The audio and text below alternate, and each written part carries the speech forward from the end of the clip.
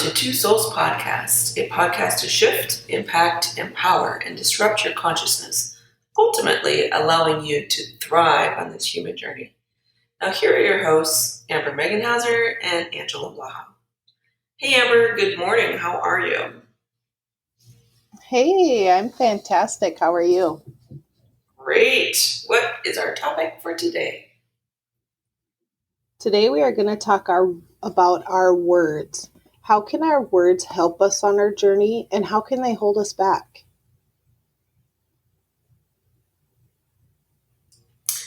Words, they hold a lot of power, and they keep us stuck or they open us up Yes. and let us thrive. So, Amber, what are some words that trigger you?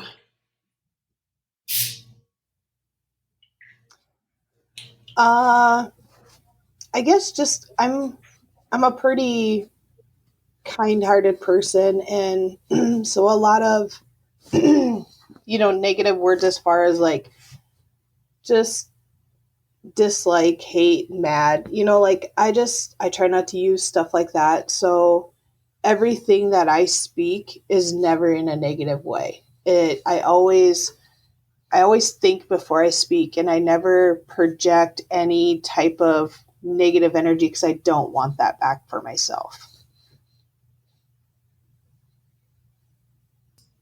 So, in some communities, never speaking negatively would be a bypassing kind of thought form. So, Mm. right?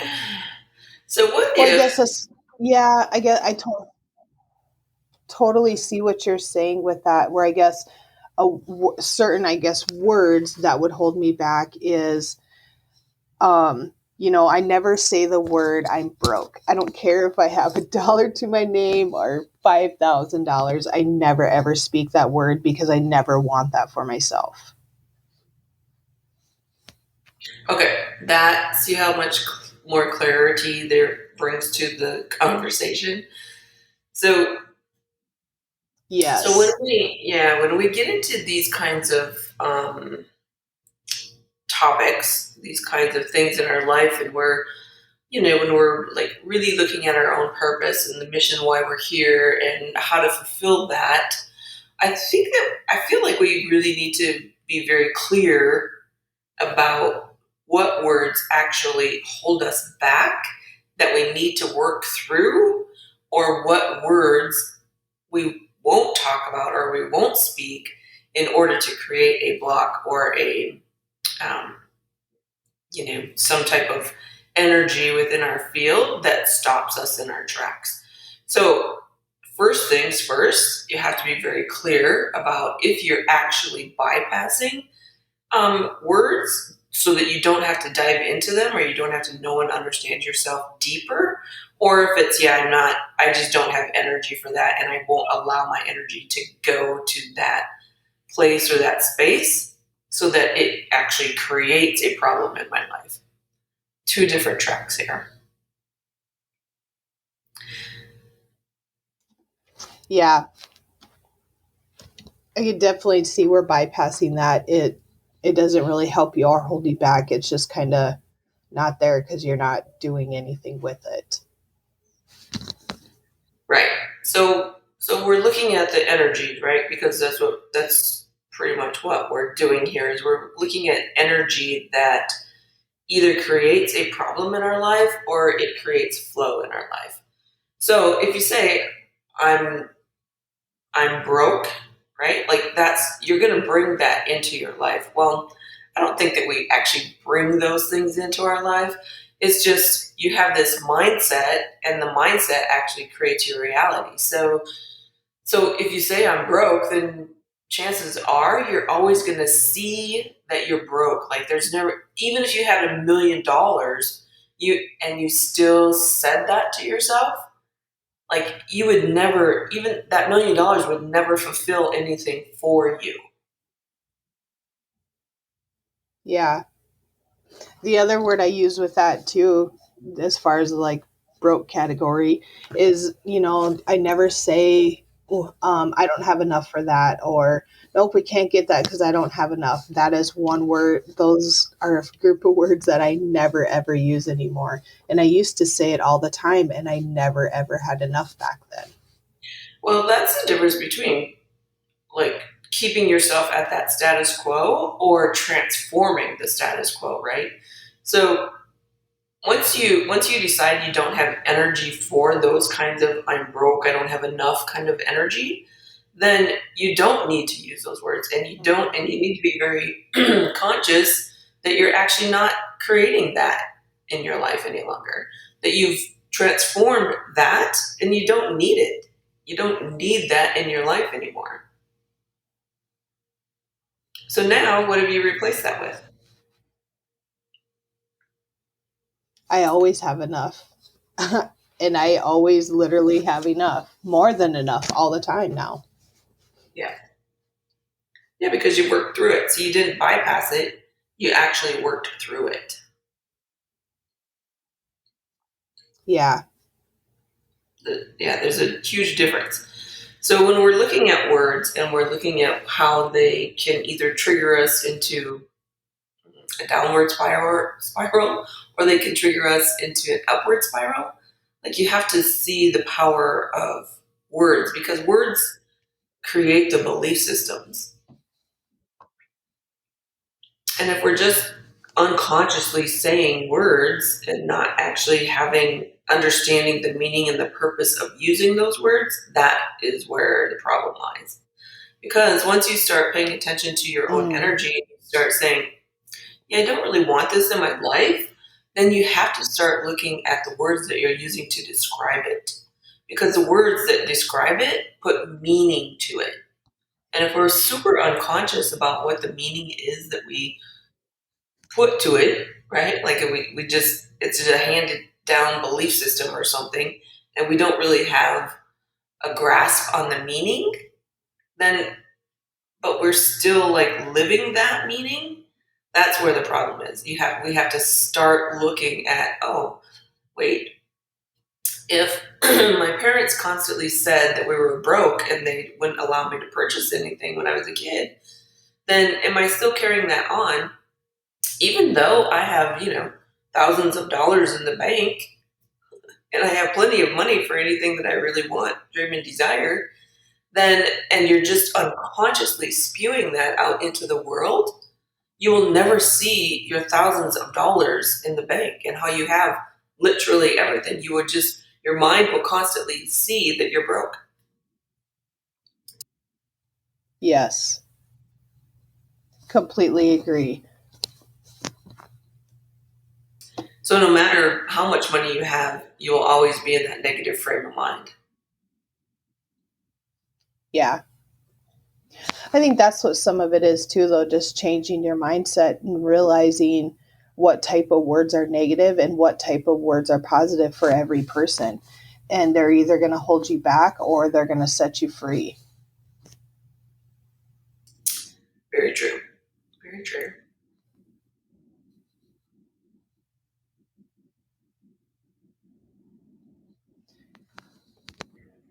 What are a few, somebody that is not very aware of the words that they speak, um, what's a good exercise to pay attention to realizing what you are speaking and what it's actually bringing into your life, whether it's positive or whether it's holding you back? Well, sometimes we just spew things and we don't really care. We're just like going we're just like the hamster in the wheel or the zombie who's just walking around totally unconscious and just repeats the same things over and over and over. Now, if you're in that pattern, you're not even going to want, dream, and desire a change. You're just going to be repeating the patterns. And for Mm-hmm. that kind of, when we produce that kind of energy, there has to be a huge disruption that comes in order to awaken you. That's the awakening process. in order to awaken you that this is probably something that you don't really want in your life any longer. That's really what awakening is, right? Is when we have huge disruptions, like we have lots of disruptions in our world right now. We have these huge disruptions that come in and say, yeah, wait, we don't really want this. Why are we constantly producing this? So that the awareness first has to come Yes. in, that awakening, that initial awakening actually has to happen. Um, then the second step literally is to become aware, is becoming aware of, wait, if I don't want this in my life, why is it or how is it that I'm constantly creating this in my life? That's when you start to seek, right? Like that's when you start to seek answers that are beyond, probably beyond you, because at that point in the awareness stage, we're still not um, looking inward for the answers, which is really where we need to be going, but we're not actually looking inward. We're seeking someone else, like a mentor or a teacher or someone that we look up to in our lives to give us more information or to give us, we're looking for answers, but really what we're really looking for is just more information about how I operate as a human being, the psychology of humanity, like understanding the self. So that awareness stage has to be, that's where all the seeking comes in. It's like you just constantly become this hungry being for more and more and more information. The next the next step is decision. Like you have to make a decision whether you want to constantly be in that hamster wheel or if you want to take a new action step, because it's the new action step that actually creates a different pattern or a different way of being. So you have to make a decision about what it is that you want to have in your life. The third step is you have to be determined to maintain that in your life, because without that determination or that energy of, I'm going to do this, you will default, because that's the way the human psyche is it automatically just defaults to the pattern because, it takes work to change. It takes dedication to the self. It takes dedication to what you want, dream, and desire in order for you to actually come and make a change. Now that means that you have to be Absolutely. dedicated. Yeah, it takes a lot of work. It's not a joyride, and it's not like we have these sort of myths, I want to call them, that say, well, if I just, you know, decide that I want to change something, then I'm just going to move into flow automatically. No, that's not how the ego works. That's not how the ego and the relationship Yeah. between the ego and the soul self. That's not how it works. So that stage of dedication is probably for most of us the longest stage because we sort of yin and yang through that stage. We kind of roller coaster through that stage. Um, and then you move into the creator, which is literally you creating the life that you want, dream and desire, and you're in constant awareness, you're in constant decision mode, and you're in constant dedication. Yeah. Once you have that awareness, everything in life it just flows because you know exactly what is going on. The awareness, I almost can't even put words to it because it completely changes it once you realize that you are in control and that everything you do or everything you speak, that's exactly what you get back. And when you realize that you're aware of the thoughts that are going through your head, or like speaking the words that, no, I don't have enough for that, you completely change it. I mean, you still have to do the work, but it literally starts to fall into place with your awareness, and you're like, oh, I just said that. Oh yeah, I can't use them words, because you realize how much it holds you back. It that whole subject was mind blowing to me, because I mean, I had enough. And saying that all the time, it literally did make me never have enough. I never had enough for anything because that's what I constantly spoke. And after I realized that and completely transformed that, knowing that I always have more than enough, it's what actually transforms within you with that awareness and what physically comes to you. You're like, oh my gosh, I just did that. Like, that's not even a thing no more. It's completely gone. Yeah, that awareness stage is the most fun stage because all of the aha moments and the like self realization and actualization kind of like it becomes very clear, right? And it's like, oh my gosh, this is exactly what I've been Yeah. doing. And like it's the most exciting time because Yes. you can see the transformations. You can see where you've been Yes. keeping yourself It's stuck. You can see the words that you've been using that you no longer like, oh yeah, no. Right? And so that's the and most it exciting stage.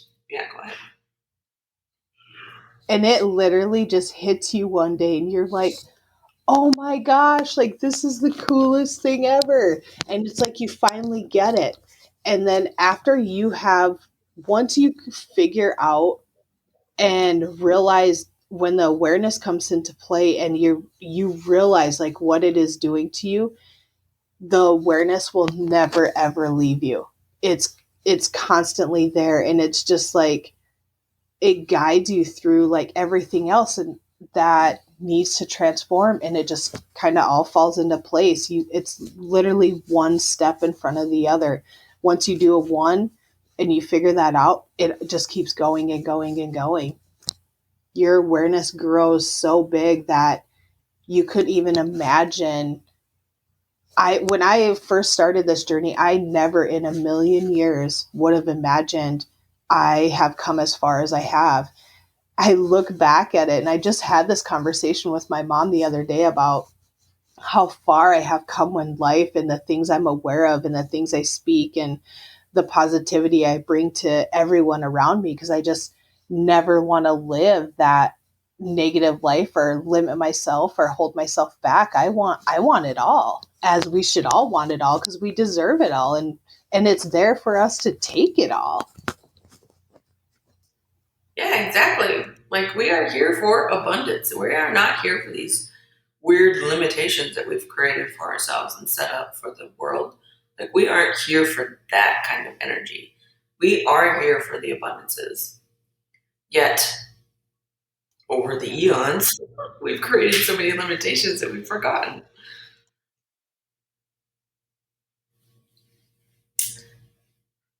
Yes, the awareness stage is, when you first have that, I always see the awakening as the shocker.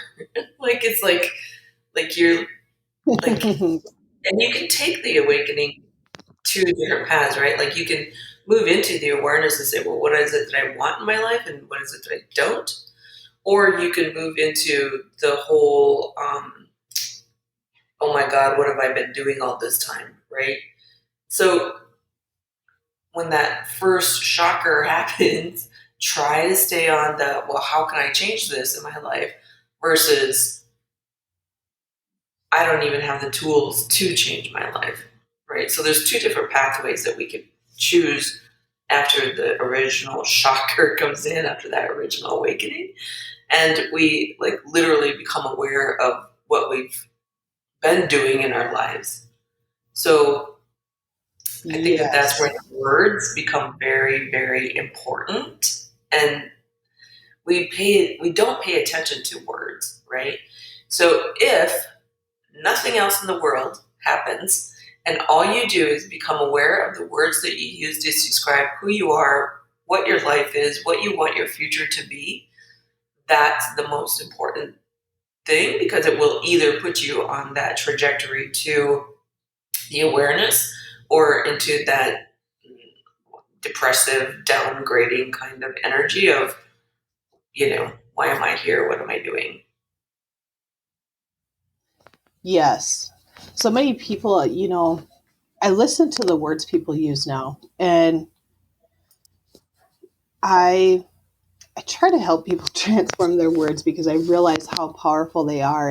And one word that drives me crazy that people use is everybody talks so negatively about themselves, and really we should be the most kind and polite with ourselves than anything out there, because that's what we want back in our lives.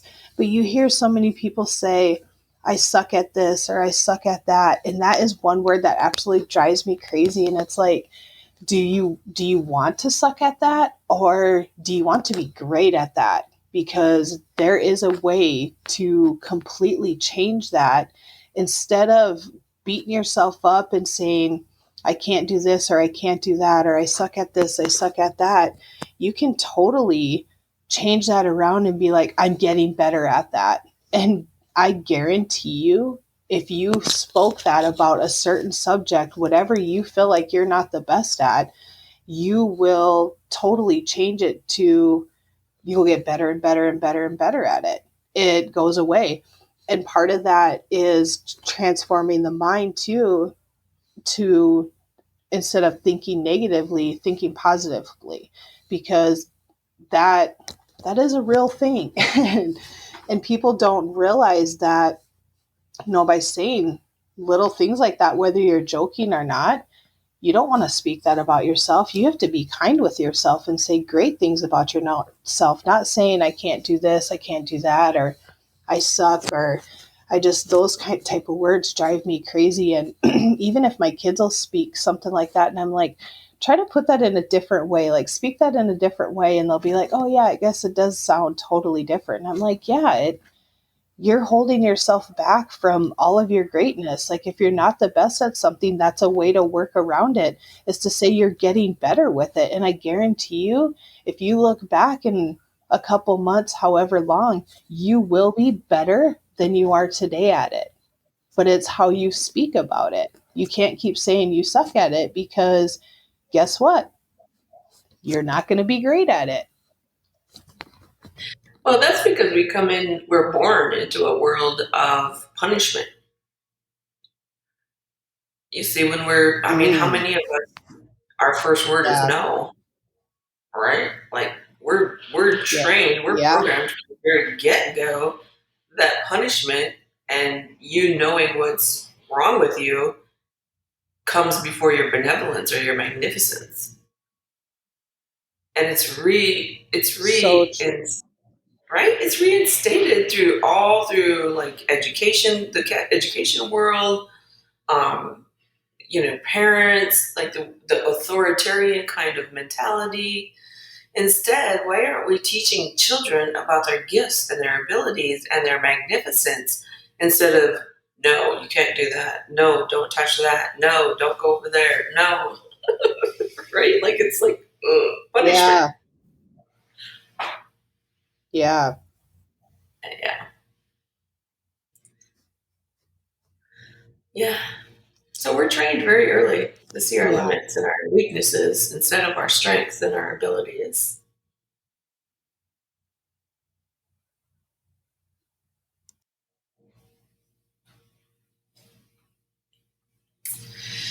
All right. I feel like this subject is complete. We want to thank you so much for joining us today. Yes, thank you. We appreciate everybody for joining in and listening with us. If you have something you would like to discuss, please feel free to email me at ambermag2@icloud.com. We would love to hear any questions or anything you would like us to talk about. Until next time, from our soul to yours, have a super fantastic day.